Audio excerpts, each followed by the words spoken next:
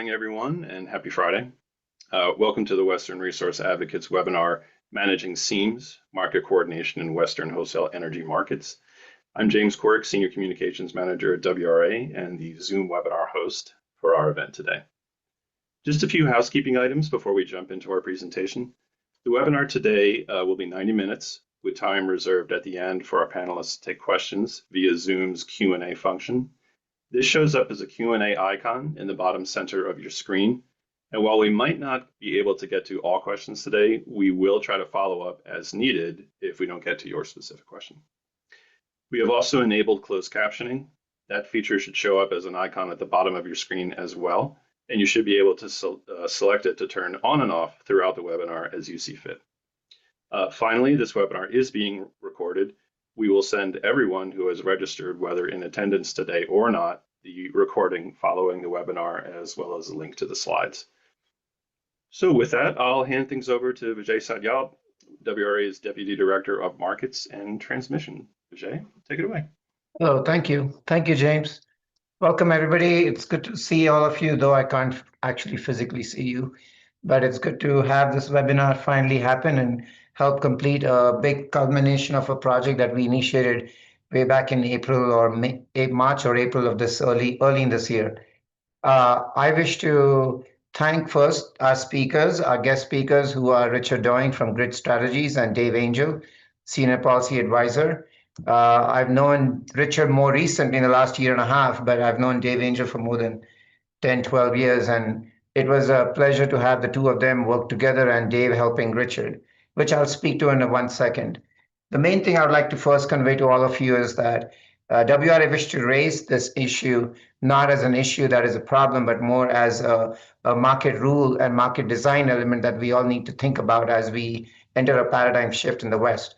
We're having wholesale energy markets being formed at the day-ahead markets level, for many of you who know, at possibly even hopefully a regional organizational market in the West in the future. This project is a result of a kind funding that we received from a grant that is focused mainly on trying to look at a lighthouse approach, which is what will be the issues moving forward if we were to enter organized markets, if we were to have market-to-market coordination, whether it's day-ahead level or a full centralized organized market level. The other approach that we took to this project that you'll see through the conversations and the educational perspective that Dave and Richard will provide is that it looks at a cross-functional dimension. It looks from the angles of a reliability planner, RC, TP, a transmission service provider, a transmission operator, and even the gas electric interface.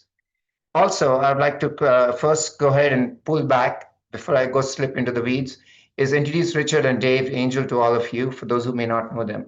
Richard Doing is a senior expert and a director and executive vice president now with Grid Strategies. Richard comes to Grid Strategies with a lot of experience in grid operations and markets and even planning.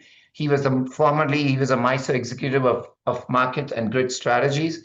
And also prior to joining MISO for a long time, he was the director of the strategy and new initiatives at the PG&E National Energy Group. Richard also has an economics background, but grid operations and centralized planning experience. And coupled with Richard, it was fortunate for me to bring in Dave Angel, who has had a rich experience of 35 plus years between time at BPA, Idaho Power, and even at Western Power Pool. Dave has spent a lot of time with grid planning, transmission planning, future scenario assessments, and grid stability and transmission evaluations. So bringing the two of them together was a very good marriage that we could have of operational and central market experience and markets with planning, but also transmission infrastructure and grid stability perspective. So having said that, I will move to the next slide, and thank you, Richard or James, whoever is moving the slides. So before I give it over to David and then Richard takes over, I would like to highlight what I just said kind of at the beginning, that the Western Interconnection we know is going through a seismic shift in our market system. I don't need to explain much of that to those who are on this call. And I also would like to clarify that while we are moving from bilateral markets to all wholesale organized transfers, there is still a lot of market rules being set up where bilateral or transmission legacy rights are being transferred in. So what does that mean? That'll be another area that Richard tried to peel the onion on. The WRA philosophy behind this project, and I got a lot of questions and emails over the last 6 months Why are we doing this project? Are we too rushed to do it? Why aren't we doing it this way or X way or Y way? My simple theory is what we have said from the get-go. Our focus is looking at how seams management can enhance and improve the reliability, so we have less outages or forced dispatch, forced outage issues are lesser, less curtailments, more situational awareness.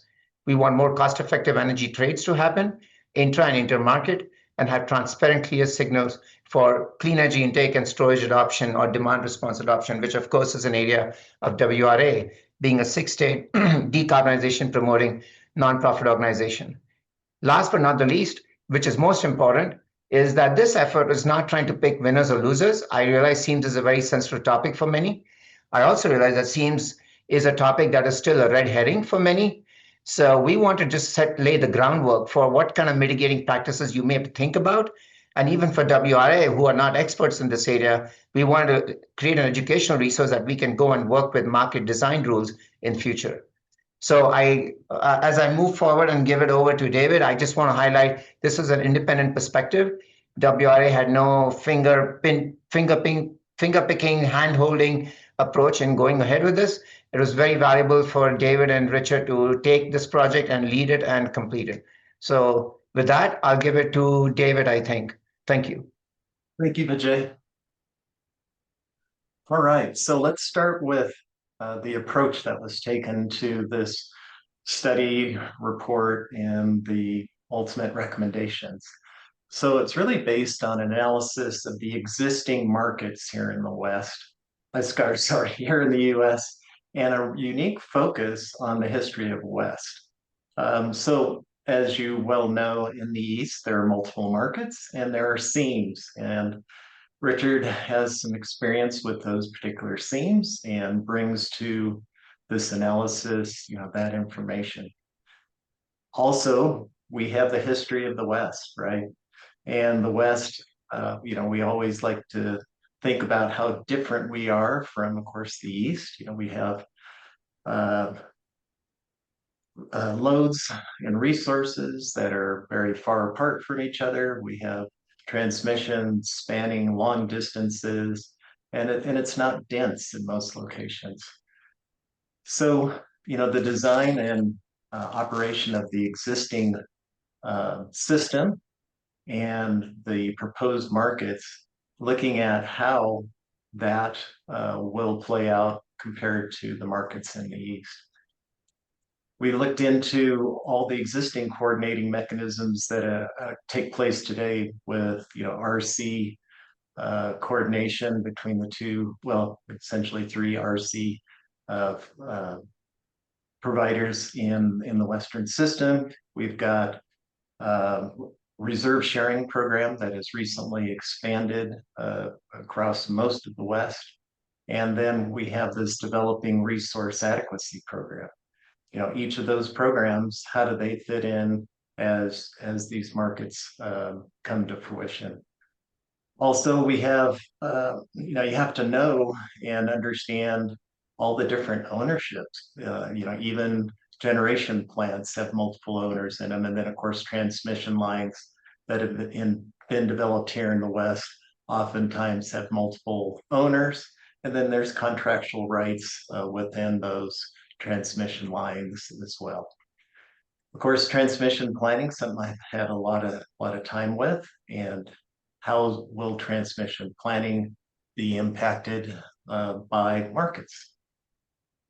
And finally, we've had historical trading partners, a long way back through essentially, a power pool in the Northwest. And there's been a lot of flow patterns that we are well knowledgeable about, from the Northwest into the California and the desert Southwest in California, and the donut that we've talked about for many, many years. So there's existing flow patterns and a history, when looking at that compared to what happened in the East and the development of markets. And of course, you can't do all this just with two people coming in and taking some history. We really needed to reach out and talk with a lot of folks here in the Western system. And we'll take a look at that here on the next slide.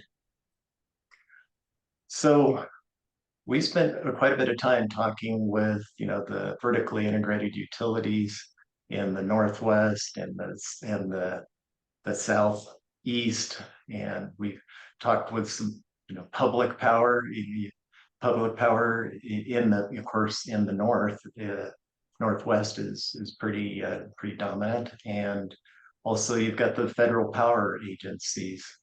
We've got the market operators that exist today here in the Western system, and transmission planning occurring throughout.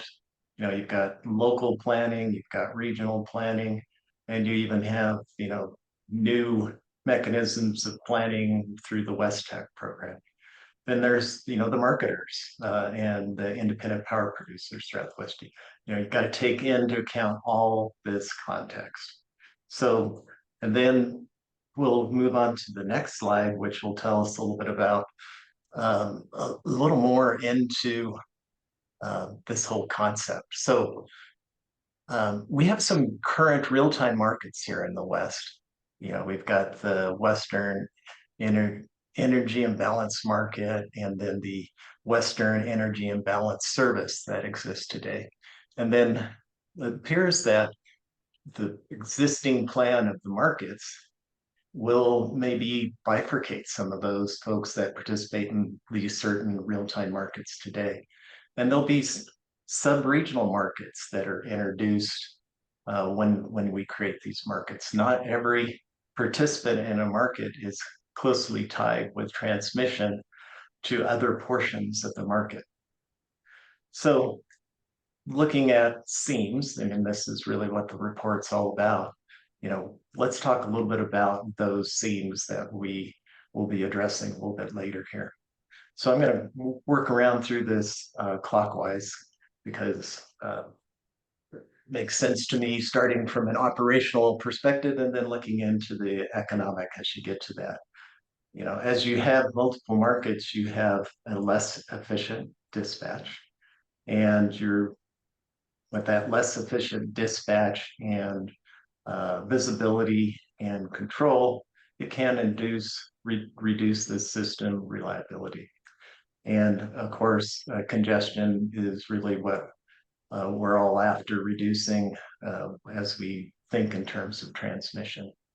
As we move to the commercial side, the existing bilateral trading that occurs today, if the parties are in separate markets, that'll be disrupted through the seams. Again, reserve sharing, how is that going to play out in the future? Where we've just expanded the reserve sharing across, a major portion of the Western system. And then looking into the planning, the resource adequacy plans that have been developing through the Western system, and we see some of the outcomes there most recently. And then transmission gaps between areas, and understanding the transmission and planning to reduce the congestion and integrate resources. So looking at the economic and essentially environmental impact, you think in terms of, can you achieve still the same greenhouse reductions that you're trying to strive for? And, with market seams, there's going to be higher consumer prices because of the reduced trading volumes. And there can be cost shifts between the systems. And we'll look a little bit of that here in just a little bit too. So we'll move on to the next slide. All right, so let's define the seams. First way to look at this is to start here on the left, and what are the beneficial impacts that markets bring in facilitating trade. You have greater transparency to prices. You have reduced transaction costs through a centralized clearinghouse. You have lower administrative barriers. There's not all this pre-scheduling of transmission within the market. And the real-time bid-based dispatch ensures, the most profitable transactions occur. on an hour-by-hour basis. Now, when you introduce the seams, you're going to actually reduce the transparency because the transparency between the two markets is not, it's just not readily available. This lack of transparency of pricing between the markets will increase cost, and there'll be additional transmission fees that would occur as you try to transfer between one market to another. And because of those additional fees, you may end up with higher congestion within your own market. And finally, the administrative burdens of scheduling and procuring the transmission in that, I'm going to call it foreign market, just increases the effort to facilitate trade. And finally, there's always going to be price risk and uncertainty if you're trying to interact with that. I'm going to still call it a foreign market. All right, so let's move on and take a look at an analogy that looks that kind of gives us an idea about this. So if you look at the global transport of goods, years ago, some folks figured out that if we could create a seam between Asia and Africa, we would have this opportunity to move those goods a little more quickly between essentially the Pacific region, coming through the Suez Canal into the Atlantic region, feeding the Mediterranean and Europe. And additionally, the Panama Canal produces a seam between North America and South America, reducing the need to go around the Southern Cape down there and be able to move those market products between the Atlantic and Pacific as well. Now, each vessel has a width and draft limitations. So when the Panama Canal was created and they end up in moving to the containerized ships, the Panama Canal kind of set the amount of shipping that one can ship throughout the world, really. And then let's move on to the next slide. We'll look a little bit more onto the Panama Canal and kind of the shipping sizes, right? So the Panama Canal, when it was first dug, and it allowed a particular draft level. And you can see here on the slides that the second row of ships there have to do with containerized ships and what could actually get through the Panama Canal. And with that, a draft of less than 13 meters. Once they widened the canal in 2016, it allowed larger ships. And so those ships allow a draft in the range of about 14 feet. And you can even get all the way up to this meters rather than feet. But still, moving through the Panama Canal, you can't move the heavy loads or the greater draft that you could have by the largest vessels that go through areas that are not limited by canals, a 16-meter sort of draft. So, and you can see the number of units that you can get or containers on a particular ship, grows. And so these seams limit the amount of transfer that can occur. And then there's periods of time when right now the Panama Canal is dealing with droughts, and so they've restricted their shipments to less than 13.3 meter draft. And so in order to go from the Atlantic to the Pacific, Pacific to the Atlantic, you've got to take your vessel and make sure you don't load it to the point where you can't get through the canal. So it impacts the logistics of moving your freight through these seams. Now I'll turn it over to Richard, who will get into a lot more of the details of the report. So thank you, Richard. Great, thank you, David. Good setup and introduction to the topic. What we're going to transition to now is a discussion of away from the ocean back onto dry land, and we'll talk about the situation that we have facing us here in the West.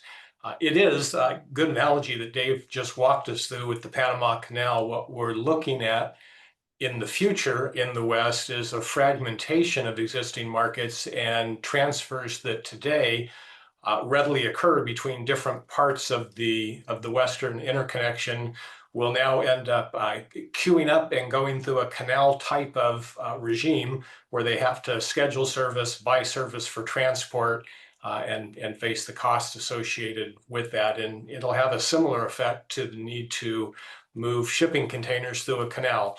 It's more expensive. That raises prices for people, and you'll see less transport than you would otherwise. In the case that we have in front of us in the West, shown on the map here on this slide, you can see the relative footprints of the EDAM.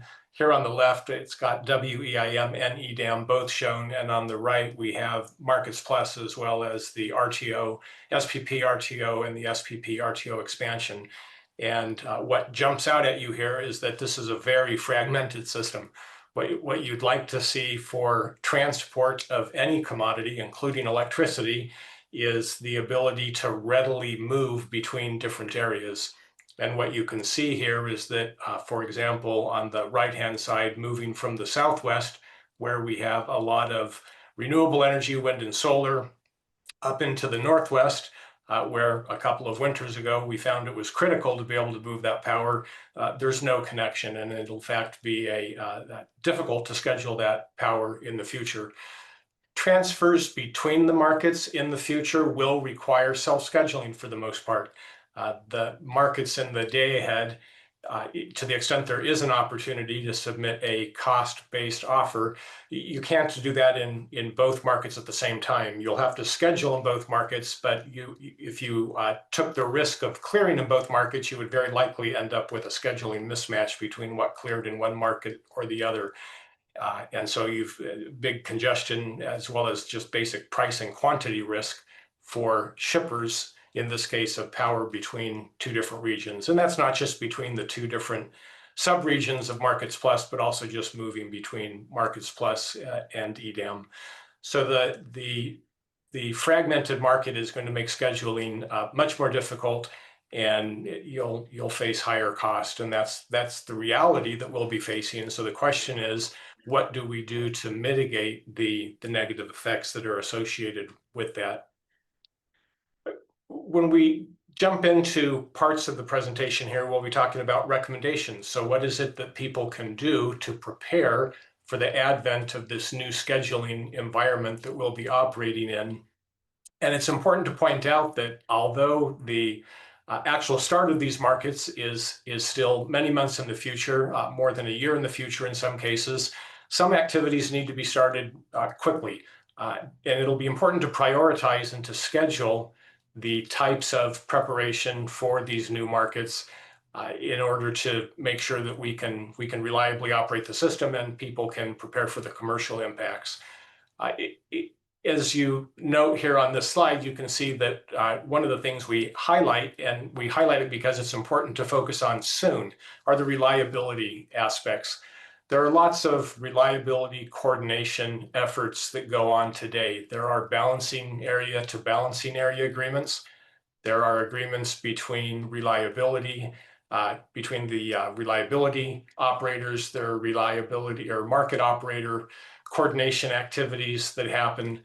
And it's really the reliability coordinators and balancing authorities that are going to need to step in and work most quickly to make sure that when the markets start, they are prepared to deal with the new scheduling arrangements. And just as one example of that, we point out in the report is the agreement between CAISO and BPA today.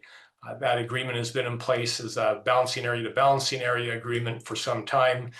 very effective at making sure that flows are monitored and managed on the system.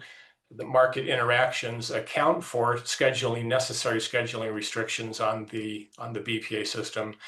It'll be important that that agreement is updated to reflect the fact that it will now not be a WEIM related agreement only, but it will also include EDAM and day-ahead flows. So those kinds of agreements will need to be modified, updated in order to prepare for the new markets. There are other elements that will be longer term. For example, the market operators, some of the recommendations that we'll get to later in this presentation relate to coordination of congestion management, redispatch. That will be very valuable in the future, but in the case of the plans that the market operators have today, I'm thinking here specifically of the SPP market seams roadmap. They identify market-to-market coordination as being post-market launch. So for some of the activities, we need to see very near-term action. That would be related primarily to the real-time operating horizon. For other activities like market coordination, there's going to be more time to get those activities started and start developing and putting in place mechanisms to manage the seams. It's important when we think about seams and the various mitigation opportunities that are available to us to look at other parts of the country where we have lots of experience with market seams. However, it's also very important that we look at the unique context in the West.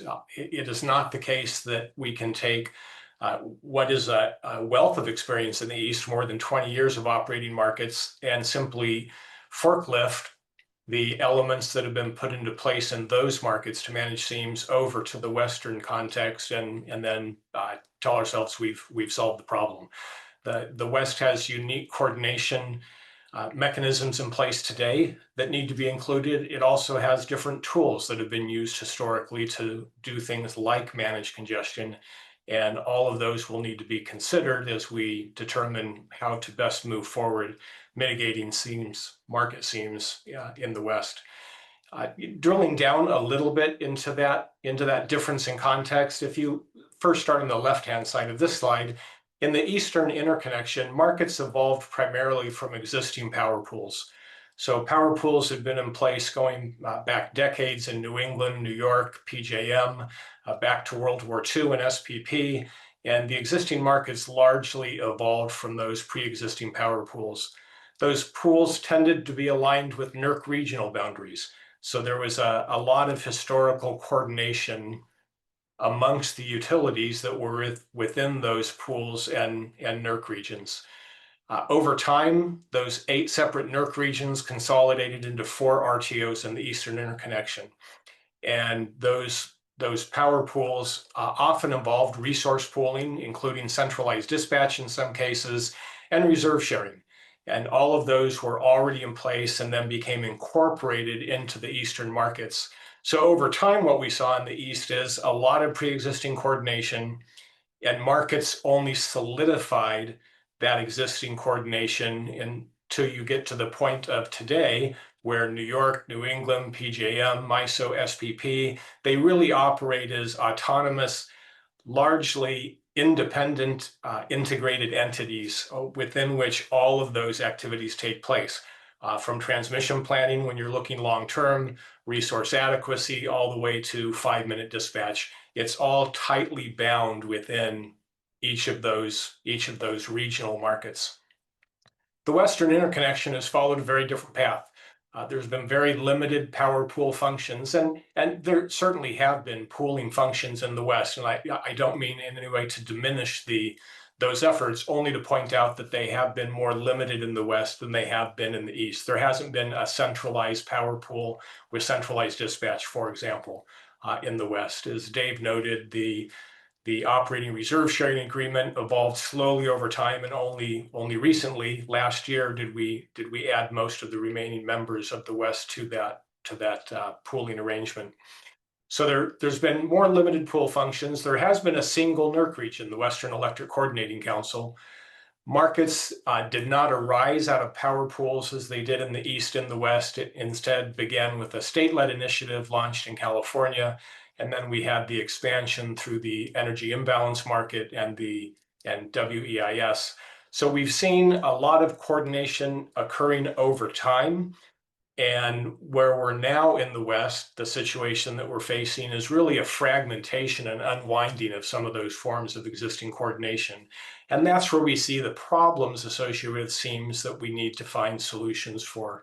It's because we have coordination today, and some of those coordination mechanisms are going to need to be restructured or replaced as we get into the new market environment that we're heading towards. Looking specifically at what some of those West-wide coordination efforts are, within the Western Power Pool, we have an operation sharing program, we have the resource adequacy programming, and we have the West-wide transmission planning effort under WestTech. And all of those will be impacted, as we'll talk about in future slides, by the market seams. And particularly the issue that we face in each of these cases is that, and I'll start with the operating reserve sharing program just as an example. The operating sharing pool currently is more or less contiguous with the real-time market, so that if energy reserves needed to be deployed, they were utilities that were within WEIM. Those reserves would be able to be scheduled across the seam. They would settle in a single market based on the market determined prices. In the future, when we introduce a new market seam, what we would see is deployment of operating reserves would require a schedule across the seam. Now, the markets have tariffs that are designed to facilitate, to some extent, those transactions. What they can't do, though, is address the price uncertainty and the risk associated with scheduling those transactions. Whenever reserves are deployed, they will be energy purchases and sales, and they will settle in their respective markets at the respective market clearing prices. And that will introduce price uncertainty and risk to the extent that those transactions are crossing a seam. What we've seen in other parts of the country is that things like operating reserve sharing programs realign so that they match the market seams. And the most recent example of that that I could think of in the East was when Virginia Power joined PJM. They had been a member of the VACAR reserve sharing pool, where they had been a member of that for quite some time. But when they moved over into PJM, they also had an obligation to participate with their resources in the PJM pool. So satisfying their deployment obligations in the VACAR pool would have required an export of energy from PJM, for which they would have paid a PJM energy export price, and with an unknown settlement coming from the reserve sharing program in VACAR. That was determined ultimately by Virginia Power to be untenable. They withdrew from the VACAR reserve sharing program, and they remain only within the PJM operating reserve program as part of the ancillary services market in PJM. So that's a case where we see realignment of programs to match market seams. And we're seeing that now, same with RAP, where effective the end of October, many of the members of RAP decided not to participate in the first binding season, highlighting the fact that we have multiple markets arising in the West. So we're seeing a disruption of that existing coordination and that detrimental impacts, that reduces reliability to the extent that you reduce that reserve sharing pool. Vijay, I see you have your hand up.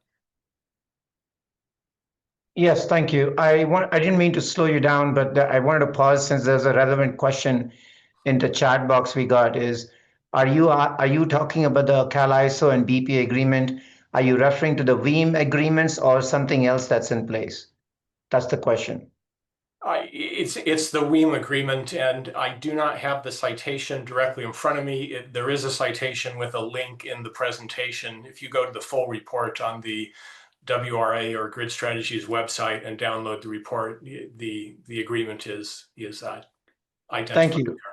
Thank you. And for any other questions, you please feel free to put them in the Q&A box, and we're trying to track it. And if they are clarifying questions, I might be a roadblocker for Richard and David.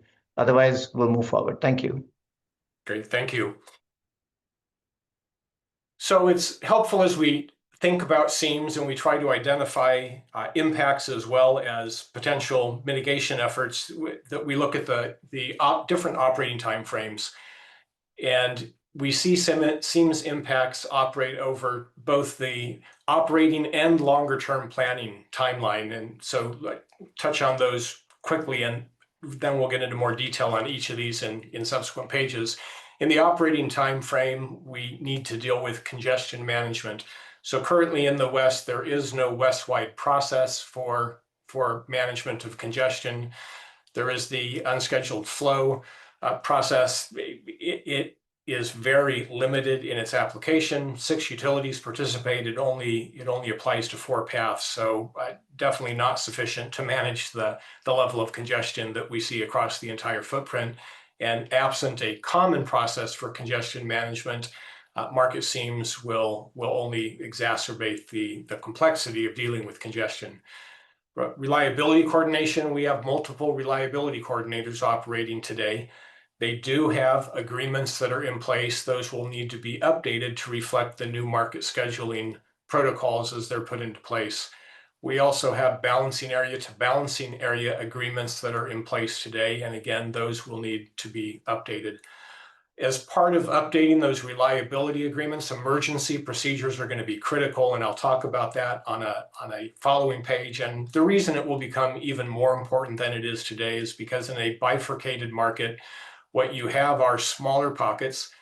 They are more fragile, more susceptible to risk and outages associated with major events like transmission or generation outages or extreme weather. And that will lead to a greater reliance on emergency procedures in order to deal with grid stability and grid reliability during events such as that. So it'll be very important that emergency procedures are in place. And we've seen in other regions and identify a couple of those in the report where failure to have good emergency procedures has led to problems. Even when you have neighboring RTOs that have negotiated emergency operating procedures, that nonetheless is not a foolproof method of assuring reliability, and even then you can have issues. So it's important that those are considered. Reserve sharing program, already talked about that, so I won't talk about that again. On a longer term time frame, resource adequacy, mentioned that, but so I'll jump to transmission planning. In this case, it will be important that the transmission planning models that are used as we go forward reflect the market barriers and the impacts that that'll have on flows. And again, I'm going to talk about that on a subsequent slide, so I'm not going to spend a lot of time on this slide drilling down on that. So as we look first at congestion management, what's the problem that we're facing in the future? The big issue that we need to address is the loop flow that will occur between the two markets. The big change that you see with the advent of markets, and we'll see this when we have a day-ahead market, is that rather than having each individual utility scheduling its own generation to load, as well as imports and exports, you've got a single entity optimizing again across the much broader market footprint. In some cases, for example, if we take the broadest possible reach at Markets Plus, where you'll have utilities in the Southwest, as far south as New Mexico, and loads as far north as Washington, in a unit commitment optimization as part of the day-ahead market, you may find that it is most efficient to commit a unit in El Paso to satisfy the last increment of demand in the state of Washington. You would not find that typically if you were relying on a bilateral market only. So that's the kind of optimization that you want out of the market, but it's also will lead to significant changes in flows within the market and therefore in loop flows on neighboring markets. So it's very important that the markets, as part of seams mitigation, figure out ways to deal with those loop flows, both to maintain reliability as well as to preserve equity. If one market is flowing on the neighboring market, at levels that are not consistent with historical usage, that means the market that is experiencing that loop flow is likely to have to take action to mitigate that flow through redispatch, for example, which imposes cost on the local market. So that's an issue that needs to be addressed to avoid cost shifts between the markets. This was probably the #1 issue that led to seams agreements in Eastern RTOs. The initial effort to address seams in the East primarily resolved around a unfortunate configuration at the MISO to PJM seam, where you had Commonwealth Edison in Chicago wholly embedded within the MISO footprint. So you had a lot of transferred energy between Chicago and Ohio that was flowing across the MISO footprint. And that loop flow impact had serious consequences for both the reliability as well as equity for usage of the transmission system. And that was a major driver of FERC's determination way back in the early 2000s that those two RTOs needed to get together, enter into a seams agreement to manage those flows both reliably and to assure cost equity for all of the transmission users in that region. The other issue that we'll need to deal with in order to implement something like joint congestion management within the markets is go to some type of path-based process for managing congestion. As I noted earlier, the West does not rely on flow-based methods for congestion management currently. Historically, it's used contract path-based methods. There is an effort underway at NASB right now through the Enhanced Curtailment Calculator standard that is advancing, and hopefully will get final approval next year. Those kinds of efforts are not simple to implement. It will likely be well over a year before that can be implemented in the West. But once it is, it will really form a good foundation for developing and implementing some of the market-to-market types of congestion management processes that have been implemented in other parts of the country. For reliability and emergency coordination, I talked about this some, so won't go down into great detail here. Again, noting the CAISO to BPA Coordinated Transmission Agreement, the CTA. We will need to see updates there, as well as in other coordination agreements that are in place, such as the SPP Reliability Coordinator or Reliability West. And we will also likely need to see new coordination agreements, for example, between BC Hydro and SPP, between Alberta and SPPRC. Those are agreements that do not yet exist, but where you will in the future have, in all likelihood, reliability coordination rather, that needs to be coordinated at the seam where those seams don't exist today. It is important, as I noted, for emergency operating procedures to be well developed. In 2018, there was a significant winter weather event in the MISO, SPP, and southern part of the country. They did not have any blackouts as a consequence of that, so there was no load curtail, which was a very good thing. But nonetheless, it was a very bumpy ride. The reliability coordinators and balancing area authorities got together afterwards to do a debrief, and what they determined was that the lack of common emergency procedures was problematic. They all have their own proprietary emergency operating procedures, which will of course continue to be the case. But to the extent that there can be common elements of that for in situations where they have common failure modes or common elements that they're trying to manage, that's valuable to have.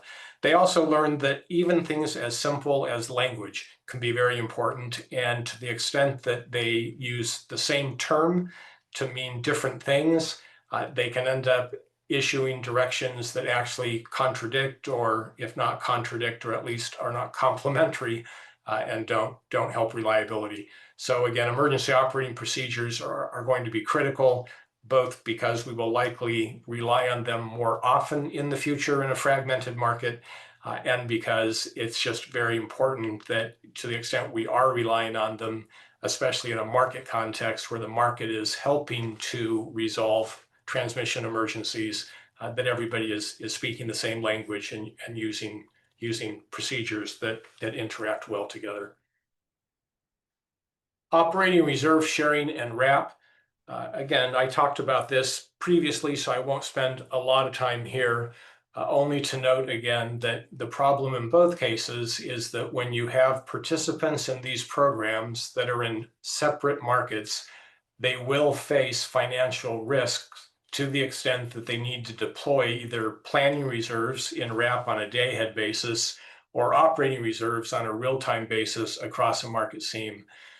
They will face uncertain energy prices, and you'll deploy those not knowing whether or not you will even cover the energy cost of deploying the resources based on the market settlement. So that's a issue that people will face to the extent that market seams are not well aligned with the other sharing mechanisms, other coordination mechanisms that are in place. So what is it important for people to do? They're already undertaking these actions in RAP, and that is to evaluate what those risks might be and determine whether or not it makes sense to participate in the program as structured or whether some restructuring is required. RAP has been working for several months to identify the implications of the operating the new markets on the RAP protocols. They have not proposed changes yet. Some market participants, some RAP participants have decided to withdraw from RAP until those issues can be resolved. I would anticipate that as in other cases that we've seen in the East, that what we'll end up with will be multiple reserve sharing programs and multiple resource adequacy programs that are better aligned with the market boundaries. That will be the best way to extract the value of those sharing agreements, as well as mitigate the risk associated with the operational obligations that people that participate in those programs bear. From a transmission planning perspective, this is one that I touched on briefly but didn't talk about, so I'll talk about it just a little more now.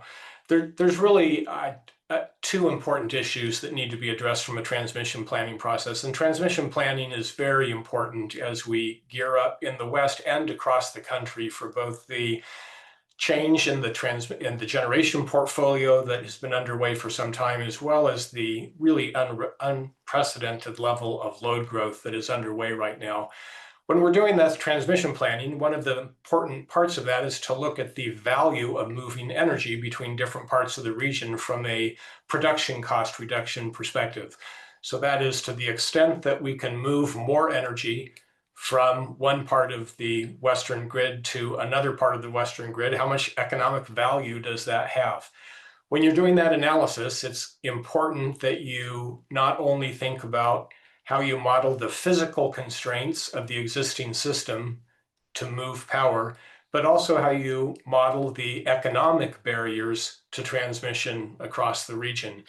To the extent that the regions do not reflect the market boundaries accurately, and the likely reduction in transfers due to things like price uncertainty, things like administrative barriers, you run into a couple of different issues. One, you will overestimate the economic flows on the system. So if you don't reflect the fact that market seams will inhibit flows and increase the cost of transmitting power, your production cost models will overestimate economic flows and therefore overestimate the amount of transmission that would make sense to build. On the other hand, you could also miss opportunities to build transmission to the extent that you're not reflecting the market flows. In some cases, flows between two parts of a market might not be constrained by lack of physical transmission, but by lack of transmission that you're able to access from a scheduling perspective. And building new physical transmission to avoid scheduling constraints or administrative constraints may prove to be economic. In the testimony that was submitted as part of Colorado Public Service filing related to their market participation, they pointed out that in the future, it will be valuable to more strongly integrate parts of the Markets Plus footprint, which when it starts will really be two isolated submarkets in the south and in the north in order to facilitate transactions between market participants there. That's exactly the kind of transmission that would not typically be identified as being economic in traditional transmission planning processes that fail to reflect market seams and the cost and barriers to flowing across market seams. So we talked a lot about some of the coordination processes that are in place, different implications of market seams for those processes, actions that people need to take. What can the market operators do? What can we do from a market design perspective in order to address the market seams that we see coming? There are several different elements, and I'll talk about these in upcoming slides. One has to do with managing congestion. As I noted, that's going to require new tools that are not yet available in the West, but we are heading in that direction. So that's very encouraging.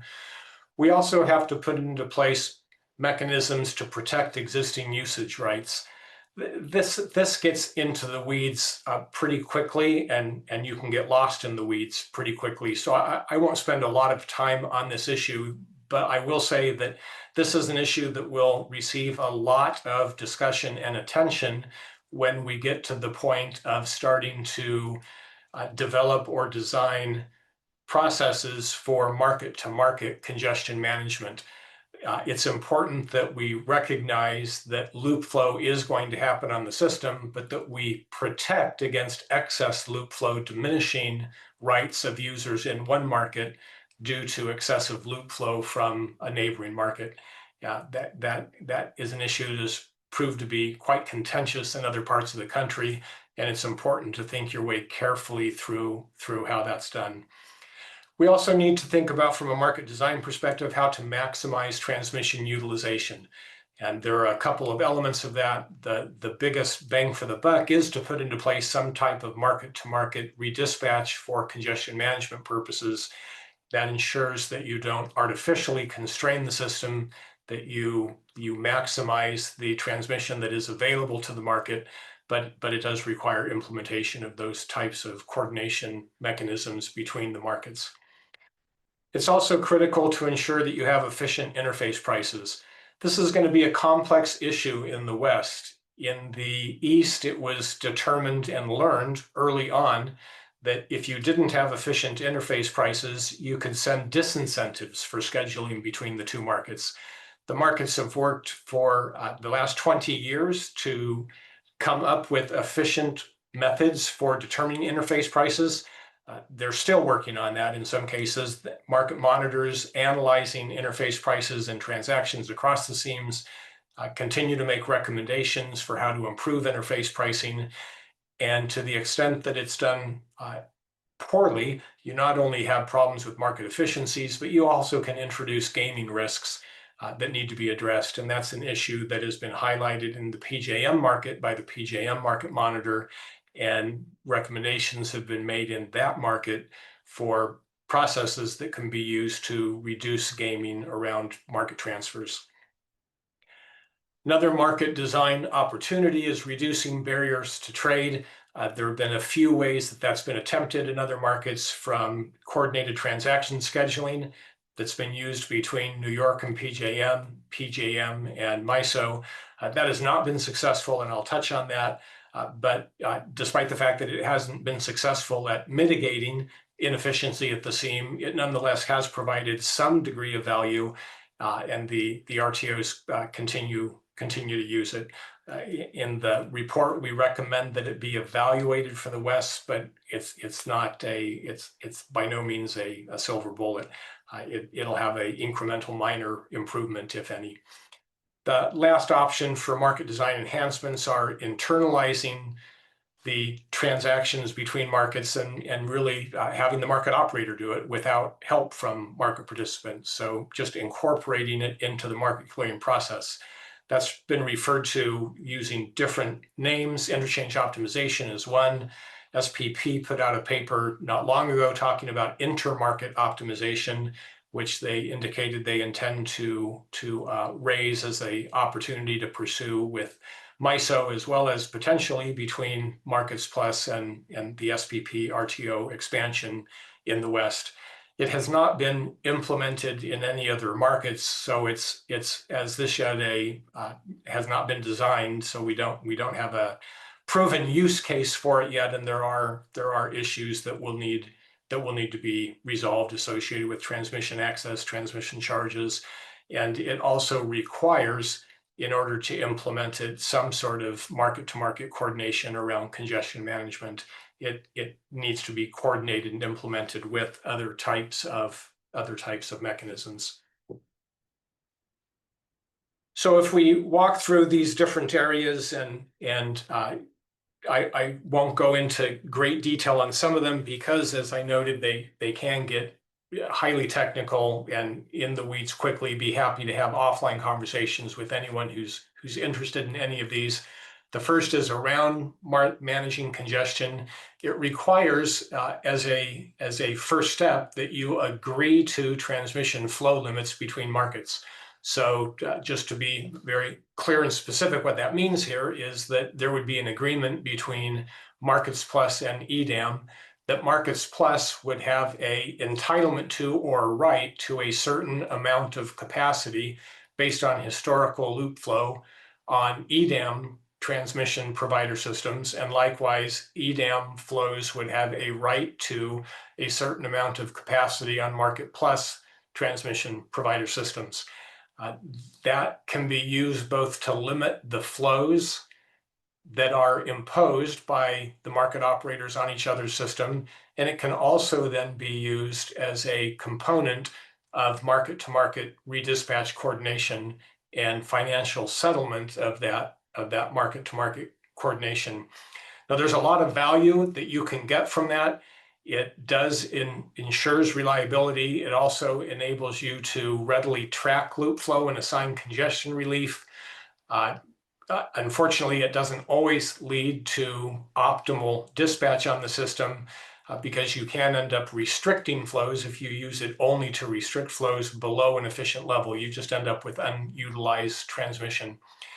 And even when it's used as part of market-to-market redispatch, which then heads you towards fuller use of the transmission system, it's nonetheless imperfect. Any of these mechanisms that are trying to make up for the fact that you don't have a single dispatch and you're trying to coordinate around the edges instead are going to be imperfect.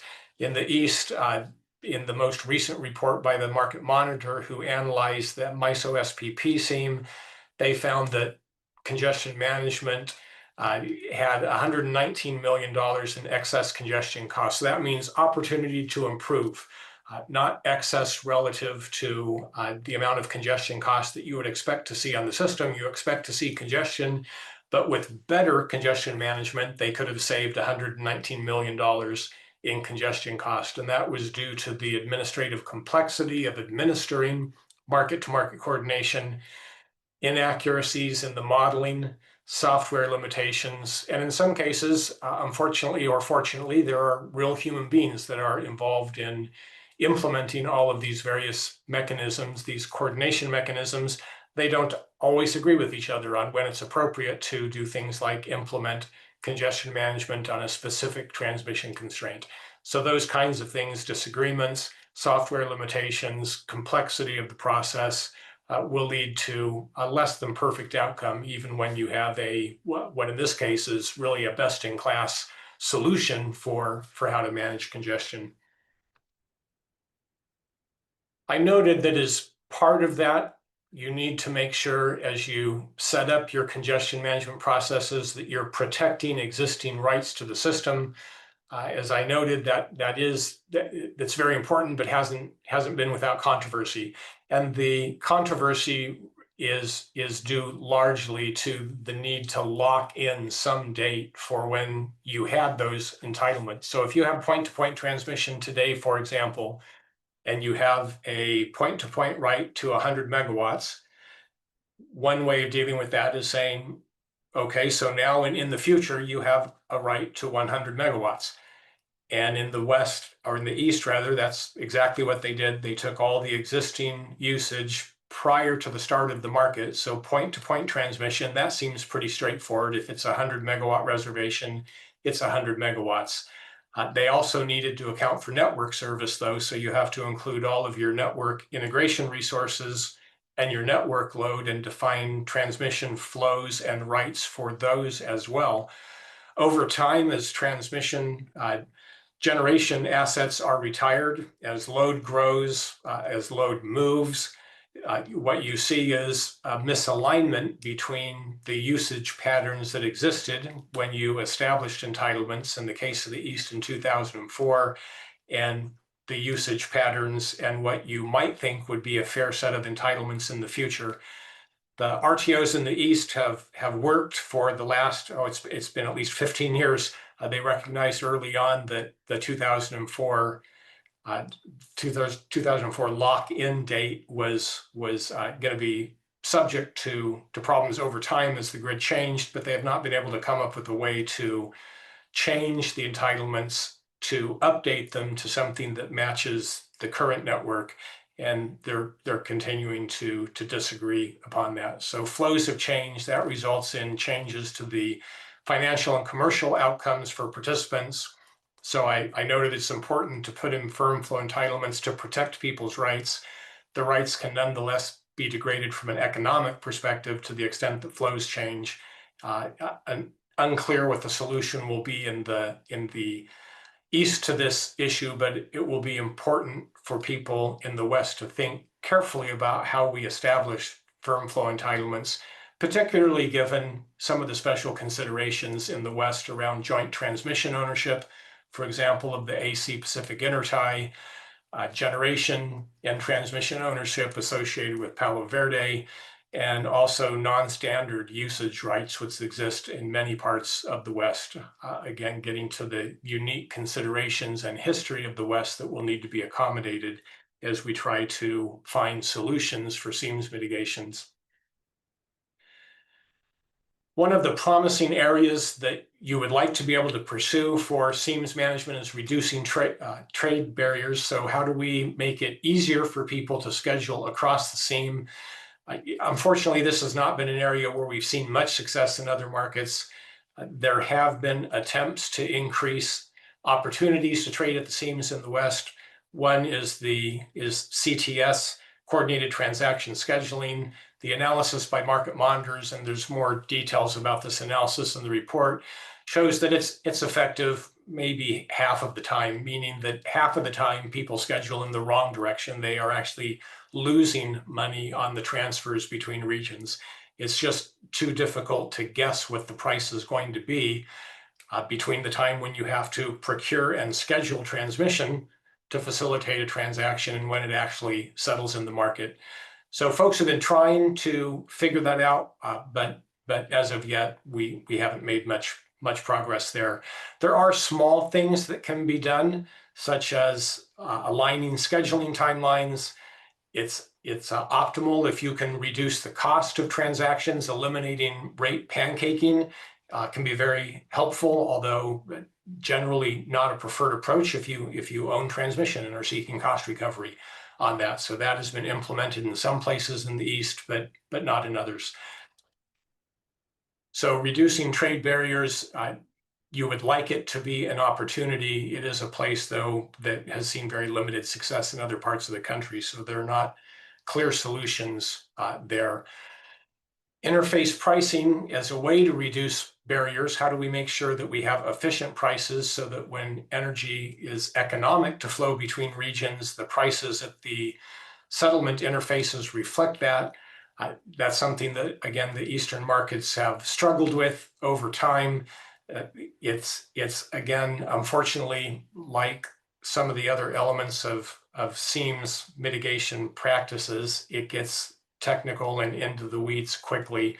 So I don't intend to spend a lot of time talking about it today, other than to note that it is critical to have efficient interface prices.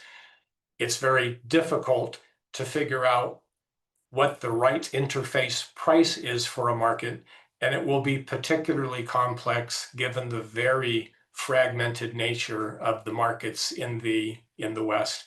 It's relatively straightforward, even if it's hard to define the exact price, to think about what a price might be between New England and New York.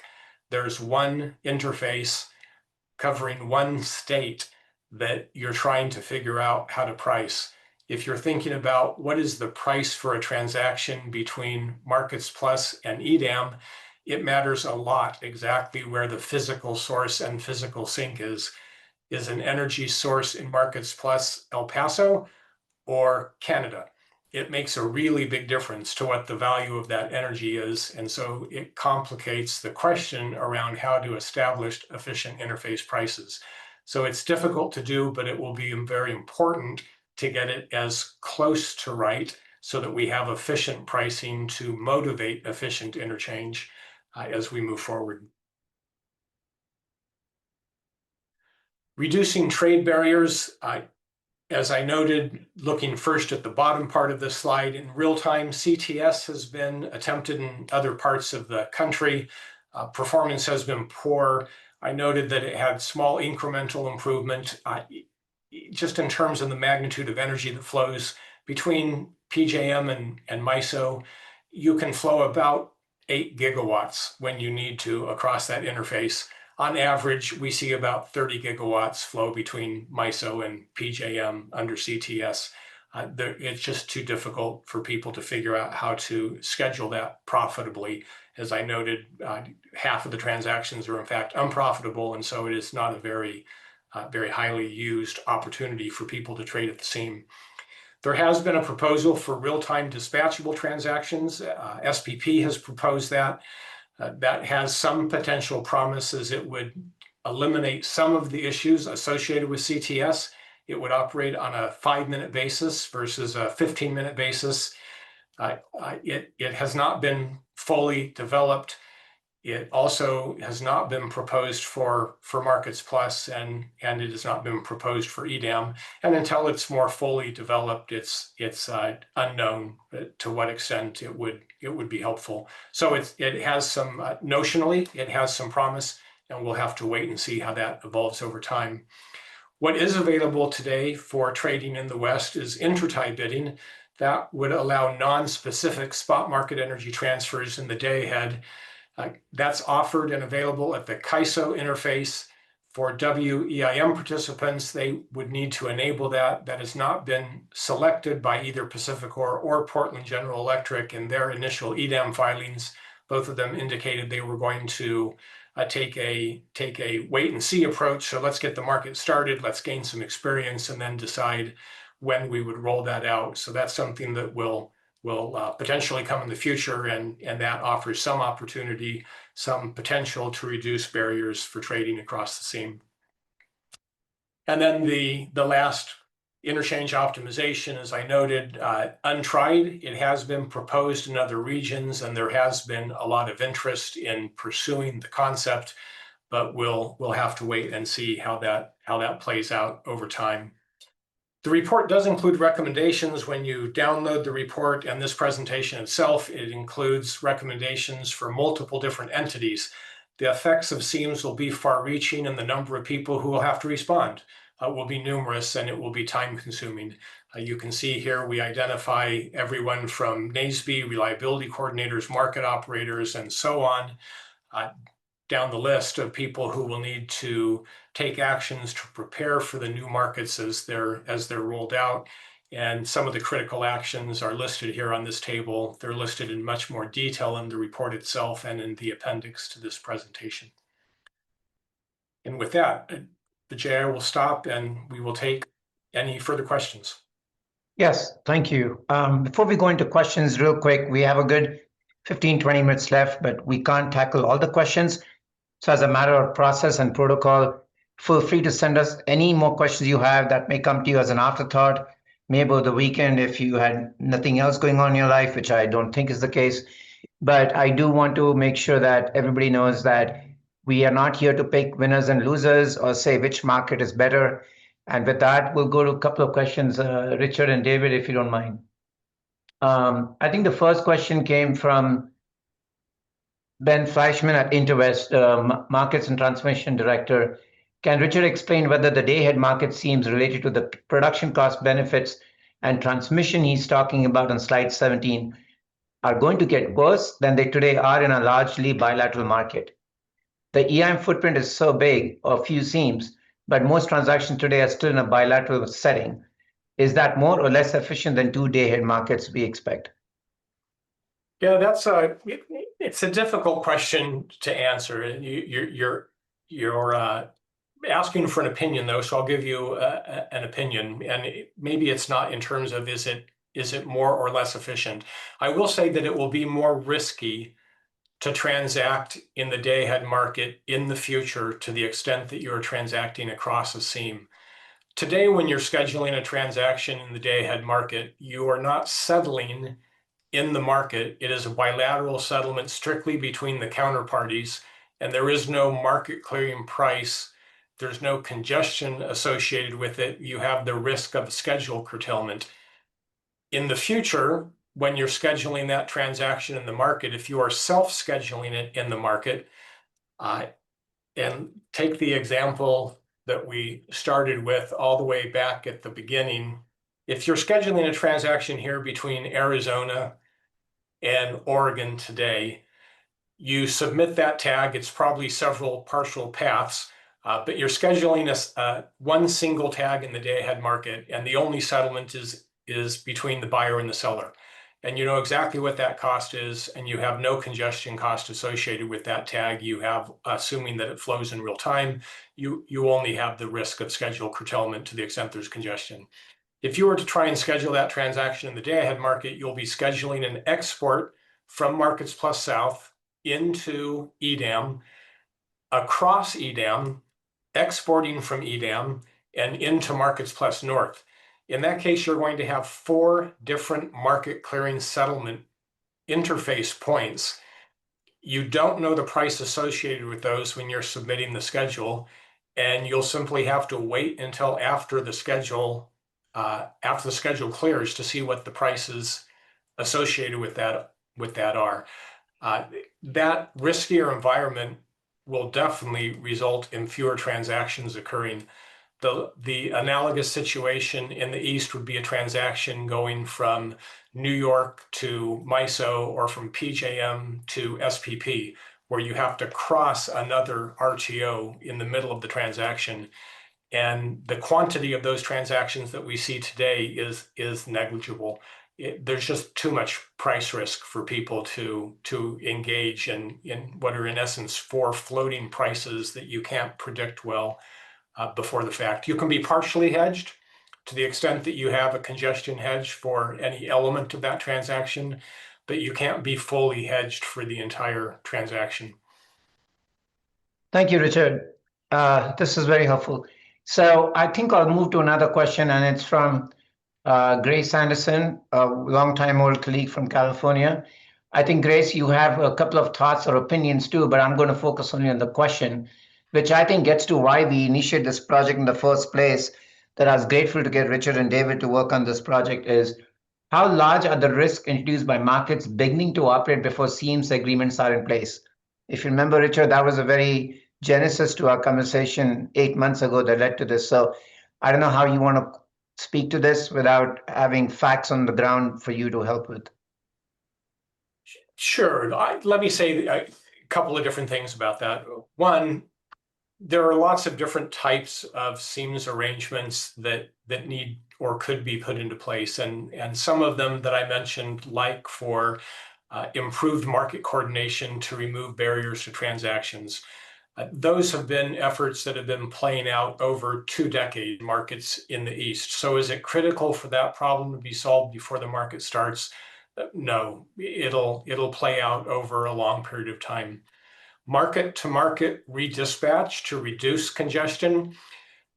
You can operate 2 markets side by side without having that in place. It will simply be less efficient than it would be to have market-to-market coordination in place. A balancing area to balancing area coordination in order to ensure that schedules are properly recognized and operating procedures are developed for schedule curtailment and redispatch. Those will be critical. And the good news is those discussions, based on public comments that have been made by participants in RTO, SPP RTO expansion, and other utilities in the West are underway. So people who are working at the reliability coordinator level at the balancing authority level. Those conversations are in fact happening, and I have every confidence that the people who are responsible for the reliable operations of the grid will make sure that those agreements have been put into place before the markets start. It's essential that they are, and I'm very confident that they will be. Other elements will take more time and will play out after the markets start in all likelihood. Thank you, Richard. I think Richard's getting to a question or an issue that we've all been dealing with in the last 3 years, the horse before the cart or the cart before the horse. And I think there are some of the seams issues that will only play out over time, but there are some market design aspects that could be started earlier or interoperable agreements that could be initiated. That's my comment to building on what Richard said. I have to give SPP credit. They have initiated a seams work group. CalISO is taking it to heart, and they're also working on it. So let's see where it goes. I think we'll take one more question, and there are a couple more questions in the chat box that we may get back to them later because it might require Richard and Dave to brainstorm more thoughtfully. So I don't want to put them on the spot to answer some tricky questions right now, though we're not avoiding any of them.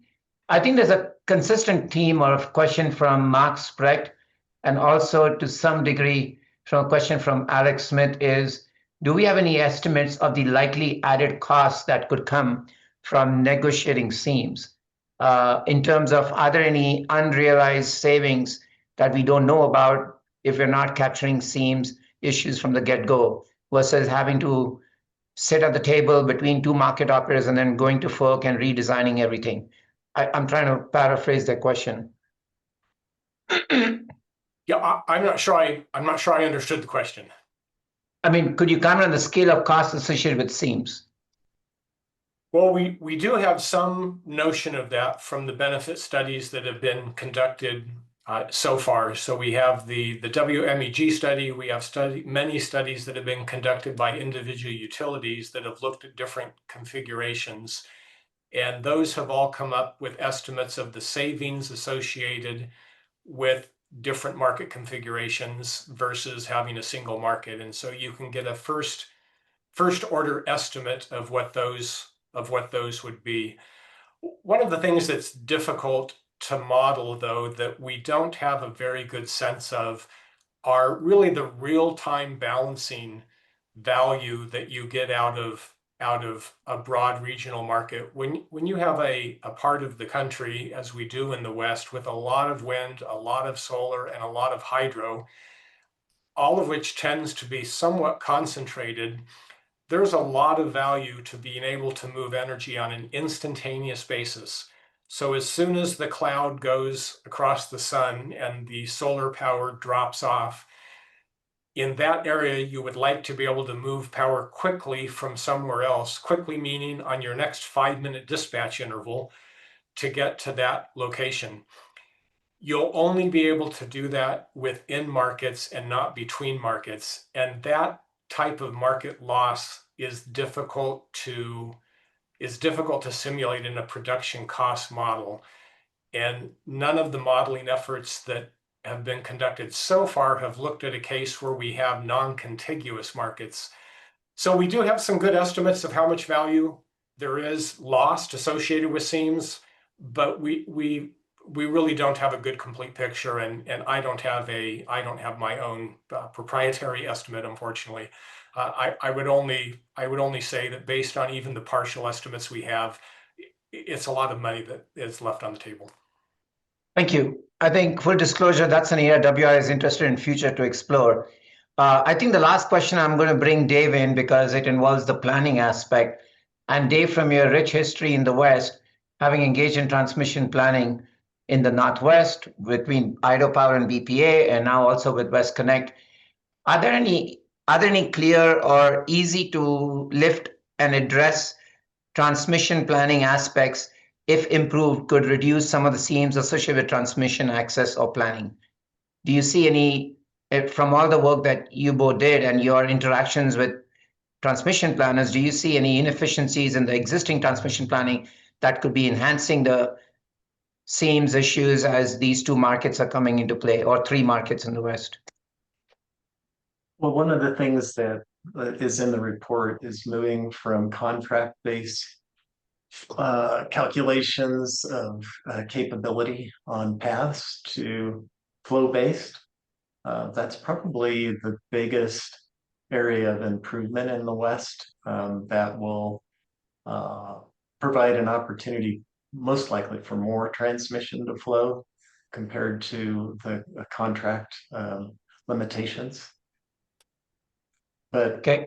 and Richard, with the Jay's question, the seams, I don't know that transmission planning is going to impact any of the other sort of seams that we've talked about, other than just making sure to squeeze out from a planning perspective as much capacity as exists. Okay, thank you. I'm trying to see if there's any other questions in here. We're definitely getting a lot of good feedback for the work you guys have done, so thank you for that. I think we're gonna wrap it up here, but feel free for all of you. Thank you for being on this call on a Friday morning on a relatively tricky / confusing topic in many dimensions. But I want to really thank again Richard and David for engaging on this project and helping WRA with grid strategies leadership and Dave's input and knowing the West that we could execute this project. Just for the record, for all of you to know, as you may have noticed, none of the content in the report aims at cherry picking or questioning any of the market operators, but really looking in a neutral way. What are the things we need to keep in mind for those who may have joined the call late? This is a lighthouse approach to look at what we need to do better and where we need to explore things. For the record, we have also submitted this report in some of the state proceedings where market entry or applications are under review. So that gives a resource for state planners, state regulators, policy advisors. So feel free to share this report as you may, and feel free to reach out to Richard and Dave or me if you have follow-up questions. If there are no other burning questions, I'm going to close it here, but thank you, Richard and David, for your engagement, and James, I think we're good here. Thank you. Thank you all. Have a good weekend.